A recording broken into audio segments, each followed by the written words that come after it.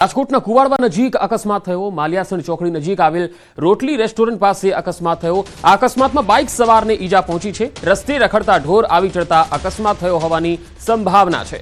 અકસ્માતના CCTV footage પણ સામે આવ્યા છે। આ તસવીરો જુઓ। રસ્તે રખડતા ઢોરને કારણે આ અકસ્માત થયો અને આખી ઘટના સીસીટીવીમાં કેદ થઈ છે। રાજકોટનો આ બનાવ છે। માલિયાસણ ચોકડી પાસે આ બનાવ બન્યો જ્યાં અકસ્માત થયો હતો। એક ઢોર રસ્તામાં આવી ગયો અને તેના કારણે અકસ્માત થયો। વધુ માહિતી મેળવીએ રાજકોટથી સંવાદદાતા હાર્દિક જોશી જોડાયા છે। હાર્દિક, માલિયાસણ ચોકડી પાસે જે અકસ્માત થયો છે એમાં શું વધુ અપડેટ આપની પાસે છે?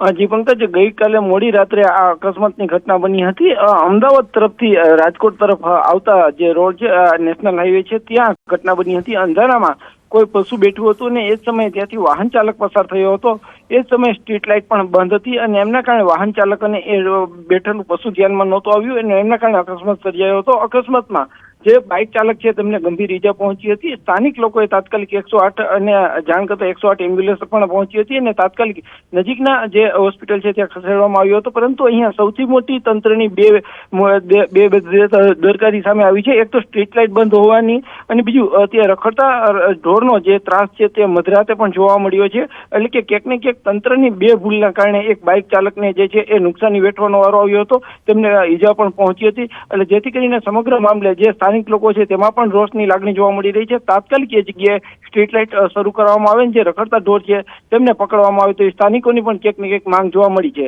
જી હાર્દિક, આભાર માહિતી આપવા માટે। તો આ તરફ જામનગરમાં પણ રખડતા ઢોરને કારણે એક યુવક મોતને ભેટ્યું। જામનગરમાં ગોકુલનગર પાસેનો આ બનાવ છે। બીજી તસવીરમાં આપ જોઈ શકો છો કે રોડ વચ્ચે ઢોર ઉતરતા અકસ્માત થયો।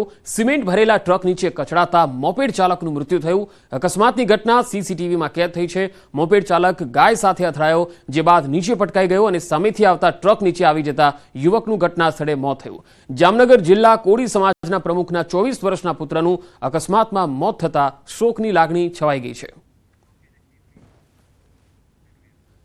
સુરતના ડિંડોલી વિસ્તારમાં ભયાનક અકસ્માત થયો। અહીંયા પૂરપાટ ઝડપે આવતી બાઇક એક ટ્રકમાં ઘૂસી ગઈ અને અકસ્માત થયો। ઘટનામાં સગીર વયના કિશોરનું મૃત્યુ થયું છે। 17 વર્ષીય શિવા આશીષ ઓઝાનું મોત થયું છે।